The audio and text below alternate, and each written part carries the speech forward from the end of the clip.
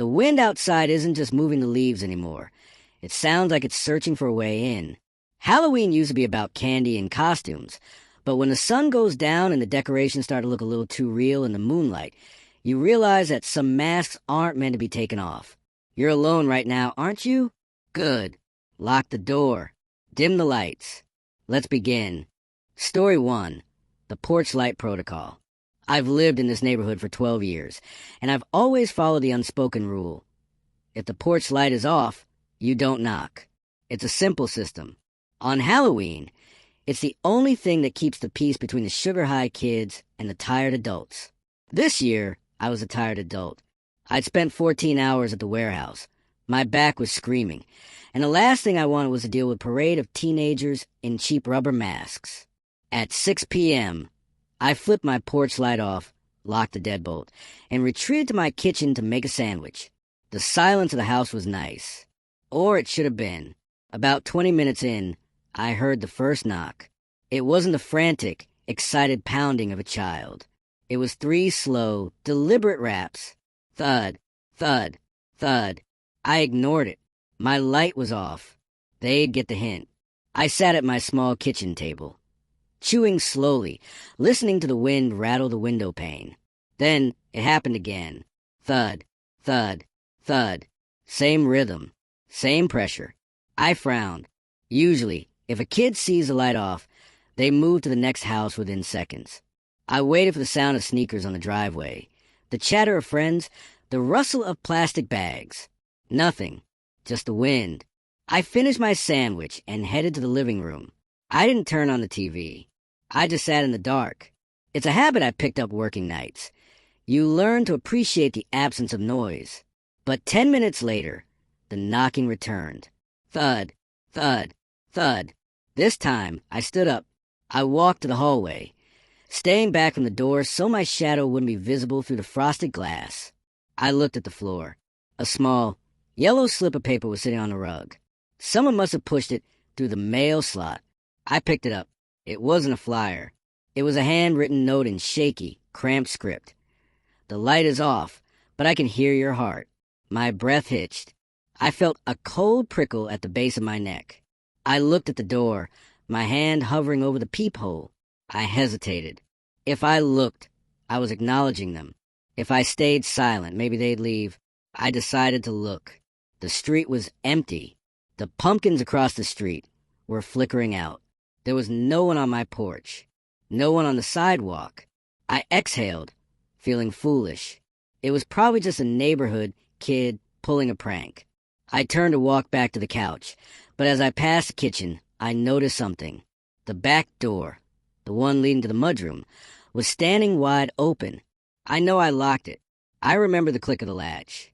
I walked over, my heart hammering against my ribs, and reached for the handle. That's when I saw it. On the linoleum floor, right in the center of the kitchen, was a single, perfect piece of candy corn.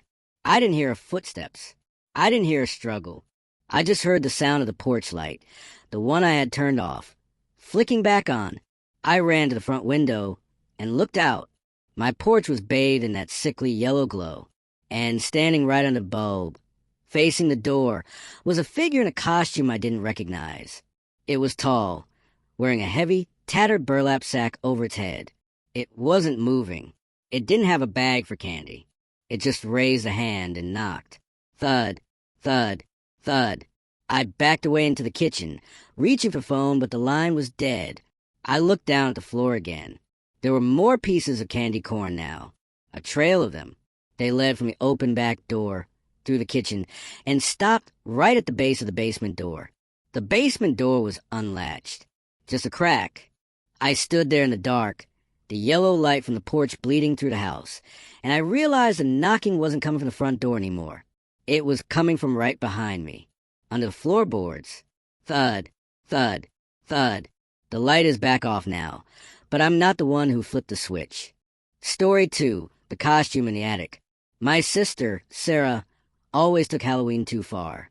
She was a professional makeup artist, the kind of person who spent 6 months building animatronics for her front yard.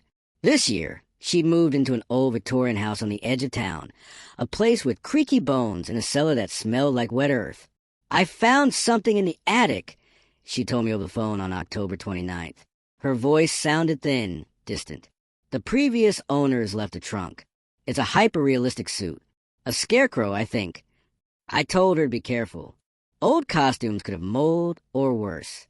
She laughed it off, saying it was a piece de resistance for her party. On the night of the 30th, she stopped answering her texts. I drove over at 11 p.m. The house was dark, except for a single flickering light in the upstairs window. I used the spare key she kept under a fake rock and let myself in. The smell was the first thing that hit me. It wasn't rot. It was the smell of dry straw and old, stagnant air. "Sarah?" I called out. The house groaned in response. I climbed the stairs, my footsteps heavy on the wood. I reached the master bedroom and pushed the door open. Sarah was sitting in the vanity chair, her back to me. She was wearing the costume. It was incredible. Thick, stained burlap, heavy stitching across the chest, and a mask that looked like real, parched skin pulled taut over a frame. "Hey," I said, leaning against the doorframe. "You scared me. Why aren't you answering your phone?" She didn't move. "Sarah?" I walked closer. The room was freezing. I reached out to touch her shoulder. But as my hand grew closer, I noticed something wrong. The straw sticking out of the sleeves wasn't just tucked in.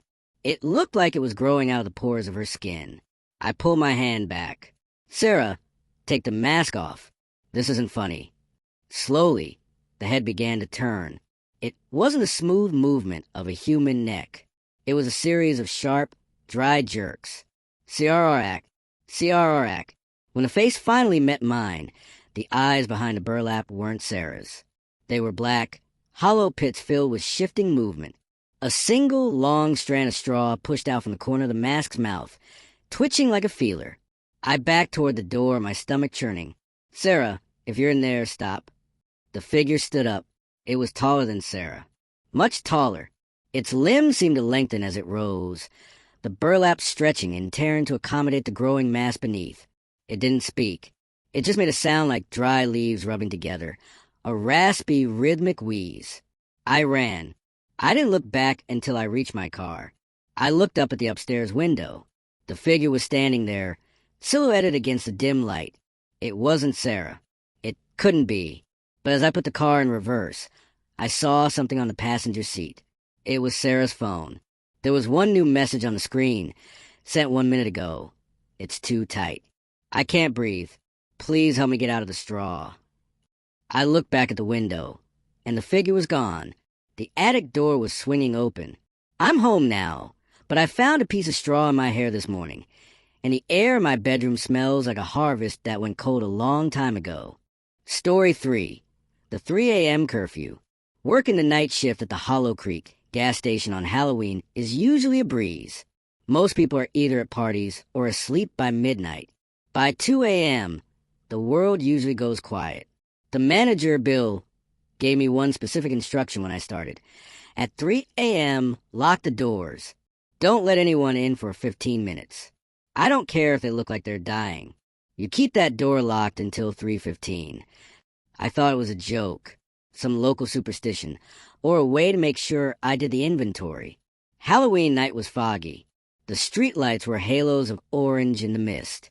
I spent most of the shift restocking the cooler, listening to a true crime podcast to keep my brain occupied.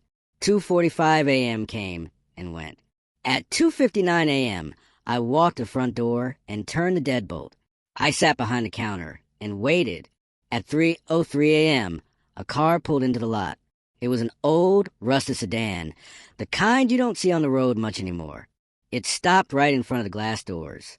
The engine didn't turn off, but no one got out. I stayed low, hoping they'd see the closed sign and move on. After 2 minutes, the driver's side door opened. A man stepped out. He was dressed in a very convincing 1950s style suit, but it was covered in what looked like gray ash. He walked to the door and pulled the handle. He didn't look angry when it didn't open. He just stood there, staring through the glass at me. "We're closed for maintenance," I shouted, my voice cracking. 15 minutes. The man didn't respond. He just leaned his forehead against the glass. He started to hum. It was a low, vibrating sound that I could feel in my teeth. Then, the passenger door of the car opened. A woman stepped out, dressed in a matching dress, also covered in ash. Then the back doors opened. 2 children. They all walked to the glass. They didn't knock. They just pressed their faces against a window. Their skin looked wrong. It wasn't just the ash. It looked like it was melting, drooping off their bones in slow, thick folds. Their eyes were wide, never blinking. The humming grew louder. It wasn't just coming from the family outside anymore. It was coming from the speakers in the ceiling. It was coming from the soda machine. Then the man raised a hand. He started to draw something on the glass with his finger. The moisture from his breath made the surface foggy. He was writing a number. 1984. My heart stopped. 1984 was the year the station was built. It was also the year of the Great Creek Fire, the one that leveled the town square. The man looked directly at me, and for a split second, the costume shifted. I didn't see a man in a suit. I saw a charred, blackened skeleton held together by scorched fabric, his mouth open in a silent, eternal scream. The children weren't children. They were small, blackened husks of carbon. Then, the clock on the wall clicked. 3:15 a.m. The humming stopped instantly. The car was gone. The family was gone. There were no tire tracks in the fog. No fingerprints on the glass. I sat there trembling, waiting for the sun to come up. When Bill came in for the morning shift, he didn't ask how the night went. He just looked at the front door. "Did you lock it?" he asked. "Yes," I whispered. He nodded, a look of grim relief on his face. "Good. The last guy didn't. We're still scrubbing the soot out of the carpet in the back office." I went to my car, but as I turned the ignition, I noticed something in the rear-view mirror. On the back seat, sitting right in the middle, was a small, scorched toy car. It was still warm to the touch. Some traditions aren't for the living, and some guests don't know how to leave. The sun will be up soon, but the shadows stay behind long after the decorations are packed away. If you heard a knock while listening to this, don't check the door. It's better to wonder than to know. Sleep well if you can, and remember, the light is off for a reason.